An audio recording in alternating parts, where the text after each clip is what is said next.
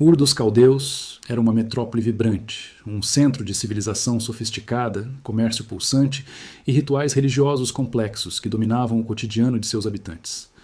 No coração desta cidade próspera, a vida de Abrão estava consolidada em conforto e tradição. Ele vivia cercado por altares de deuses silenciosos e posses que garantiam sua segurança, até que o fôlego da existência foi sacudido por uma voz que não vinha de templos de pedra. O chamado divino exigia um abandono total. Deixe sua terra, sua parentela e a estabilidade da casa paterna para seguir rumo a um destino não revelado. Abrão viu-se diante da exigência de um despojamento absoluto de sua identidade anterior. A voz trazia uma promessa que desafiava a lógica da biologia. Deus prometeu transformar aquele homem solitário, cuja linhagem parecia destinada a se apagar na poeira, em uma nação tão vasta quanto o pó da terra ou as areias do mar. Criou-se o conflito central que atravessaria milênios, a colisão entre a realidade da velhice e a promessa espiritual da vida. Como poderia um homem, cujo nome significava pai exaltado, tornar-se patriarca de multidões, se seu próprio lar permanecia em um silêncio melancólico e vazio de risos infantis? Ao seu lado, Sarai carregava o peso emocional de uma ferida que a cultura da época não perdoava. Ser uma mulher estéril era carregar uma marca de desonra e falha. O valor social de uma mulher era medido exclusivamente pela sua fertilidade biológica. E o ventre de Sarai, embora acompanhado por uma beleza admirável, permanecia como um deserto seco. Cada olhar de compaixão das outras mulheres era uma adaga em seu peito. Quando o chamado para partir chegou, ela seguiu o marido, mas levava consigo a agonia de uma promessa que parecia zombar de sua condição física e de seu sofrimento íntimo. A jornada rumo ao desconhecido foi um teste de resistência diário. Eles abandonaram a segurança das muralhas de Ur pelos perigos das rotas nômades incertas. O abandono da herança familiar foi o preço de uma esperança sem garantias imediatas. O acampamento provisório tornou-se sua nova morada. E a poeira sufocante dos caminhos desconhecidos de Canaã passou a ser o seu único horizonte constante. A fé era uma construção lenta feita sob o sol escaldante e as noites geladas, onde a única luz era o brilho das estrelas que Deus usara como metáfora para sua futura descendência. O tempo, porém, é um mestre implacável. Passaram-se décadas de espera cansativa. A pele de Abrão tornou-se um mapa de rugas, e o cabelo de Sarai embranqueceu totalmente, mas o berço continuava vazio. O desgaste dos anos começou a corroer a confiança inicial do casal. O silêncio prolongado de Deus gerava crises de dúvida que assolavam o coração nas madrugadas. Estariam eles apenas perseguindo uma miragem no deserto? A esperança adiada adoece a alma, e o casal sentia o peso da idade fechando as portas para qualquer possibilidade natural. Em um momento de desespero, Sarai propôs uma solução humana para um problema divino. Ela entregou sua serva egípcia, Agar, para que gerasse um herdeiro em seu lugar. O nascimento de Ismael, porém, não trouxe a redenção esperada, mas sim uma rede de ressentimentos e desprezo. O triângulo de poder dentro da tenda tornou-se insustentável. Agar, sentindo-se superior por sua fertilidade, desprezava abertamente Sarai, enquanto a patroa via na criança o lembrete de sua própria descrença. Antes de prosseguirmos com esta jornada, inscreva-se no canal e nos conte nos comentários de onde você está assistindo. A tensão familiar atingiu o limite sob o sol escaldante de Hebron. Enquanto o conflito doméstico fervia em palavras amargas, o horizonte trouxe uma mudança súbita na atmosfera. 3 visitantes misteriosos apareceram repentinamente diante da tenda de Abraão, tremeluzindo sob o calor do meio-dia. Eles não eram viajantes comuns. Traziam uma notícia que desafiaria as leis da biologia e testaria o limite do que é verdadeiramente possível para aquele que governa o tempo e o espaço de forma soberana e eterna. Os 3 visitantes, sentados sob a sombra dos carvalhos de Manre, trouxeram uma atmosfera que parecia suspender o movimento ao redor. Abraão, o anfitrião, servia-lhes com a reverência de quem reconhecia algo transcendente naquelas figuras sob o calor do dia. Do outro lado da tenda, Sara escutava cada palavra com uma mistura de fadiga e cinismo. Quando a voz afirmou categoricamente que ela embalaria um filho em seus braços, um som involuntário escapou de sua garganta. O riso. Não era o riso da alegria, mas a vibração amarga da incredulidade de uma mulher cujo corpo já havia aceitado o veredito da esterilidade. Questionada sobre o motivo de sua reação, ela tentou negar, mas a verdade estava selada. Ali, entre o calor do deserto e a sombra da tenda, o riso da dúvida começou a colidir com a autoridade de quem governa o tempo. A promessa divina não era apenas uma questão de biologia, mas uma renovação profunda de identidade. Deus, em um ato de reafirmação soberana, alterou a essência de suas existências através da linguagem. Abrão, o pai exaltado, tornou-se Abraão, o pai de multidões, um título que soava como um paradoxo para um homem cujo único herdeiro era fruto de um plano humano precipitado. Sarai foi coroada como Sara, a princesa de uma linhagem que ainda não tinha raízes. Esses novos nomes funcionavam como selos de um destino inalterável, lembretes constantes de que o futuro deles não estava mais preso ao passado de Ur, mas sim amarrado à vontade irrevogável do Criador. A mudança de nome exigia uma transformação na alma. Eles precisavam aprender a se ver não pelo que os seus corpos mostravam, mas pelo que a voz eterna declarara sobre eles. E então, desafiando todas as leis da natureza e o ceticismo dos séculos, o impossível rompeu em um choro agudo e cheio de vida.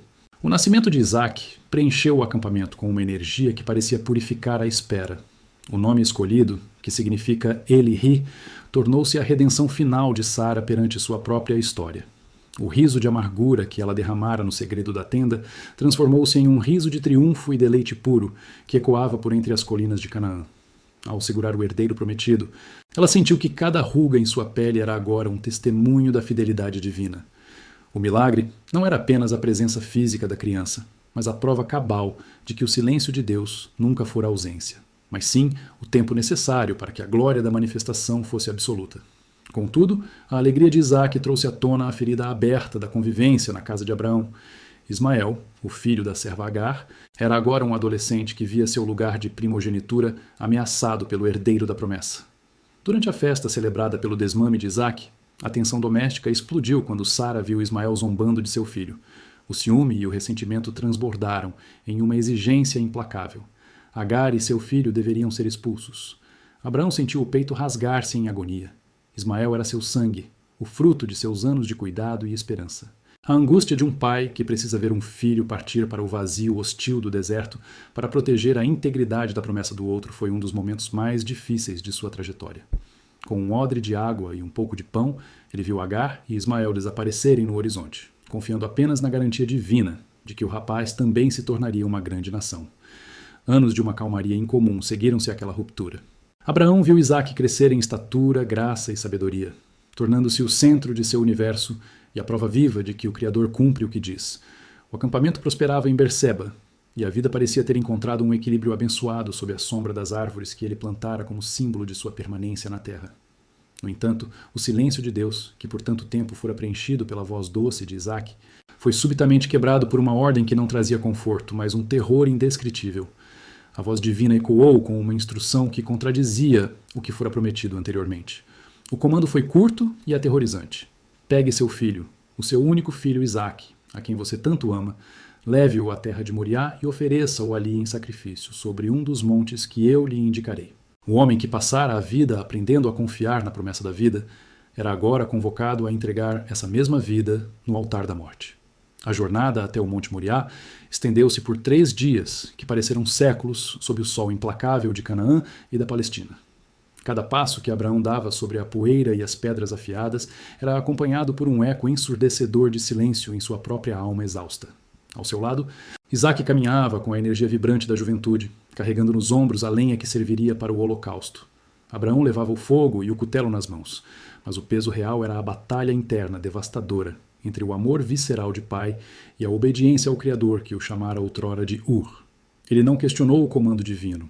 Ele apenas caminhou firme, impulsionado por uma fé que já não dependia de lógica humana, mas de uma entrega absoluta ao Deus, que lhe dera vida quando tudo ao seu redor parecia estéril. No amanhecer do 3º dia, ao avistarem finalmente o cume do monte indicado, a tensão narrativa atingiu o ápice da agonia. Isaac, notando com estranheza a ausência do elemento essencial para o rito, quebrou o silêncio com uma pergunta que dilacerou o peito de seu pai. Meu pai, aqui estão o fogo e a lenha.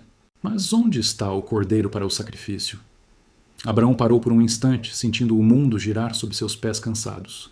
Como explicar ao seu amado filho que ele próprio era a vítima designada naquela manhã? Com a voz embargada, mas firmada em uma convicção sobrenatural, ele respondeu apenas: Deus proverá para si o cordeiro, meu filho. Essa declaração não era apenas consolo, mas o último refúgio de uma fé que acreditava que Deus cumpriria suas promessas, custasse o que custasse. Ao chegarem finalmente ao topo, o cenário transformou-se em um palco de drama sagrado e eterno. Abraão ergueu o altar de pedras brutas, ouvindo o som seco de cada rocha sendo colocada sobre a outra, como se contasse os batimentos de seu próprio coração. O momento em que ele amarrou cuidadosamente os pulsos e os pés de Isaque sobre a lenha foi o clímax da tensão espiritual. Isaque, em um ato de submissão heróica que espelhava a fé de seu pai, não ofereceu resistência. O ar parecia ter desaparecido do cume do Moriá enquanto Abraão estendia a mão para pegar o cutelo pesado. A lâmina brilhou intensamente sob a luz do sol, simbolizando o limite final da obediência humana. Naquele instante sombrio, onde a morte e a promessa se encontravam face a face, a mão de Abraão se ergueu, pronta para o golpe que mudaria o curso da história humana para sempre. Subitamente, uma voz urgente e poderosa cortou o ar como um trovão de misericórdia divina. O anjo do Senhor gritou o nome de Abraão 2 vezes, interrompendo o movimento da lâmina no último segundo possível. «Não estendas a tua mão sobre o rapaz», declarou a voz, revelando que a prova fora concluída e que o coração do patriarca havia sido refinado como ouro puro no fogo da provação. Ao olhar para trás, com os olhos nublados por lágrimas de alegria profunda, Abraão avistou um carneiro preso pelos chifres em um matagal. O substituto estava ali, providenciado pelo próprio Deus no exato momento da necessidade. O sacrifício do animal selou um novo nível de aliança. A redenção aconteceu através da substituição providencial, e a promessa foi reafirmada com uma autoridade que ecoaria através de milênios e futuras gerações. A montanha do Moriá, que poderia ter sido o túmulo de uma linhagem, tornou-se o berço de uma nação sacerdotal. Abraão desceu do monte com seu filho, agora unido a ele por um laço que transcendia o sangue e o próprio tempo. A bênção divina agora se estendia por toda a história, garantindo que através de sua semente todos os povos da terra seriam abençoados.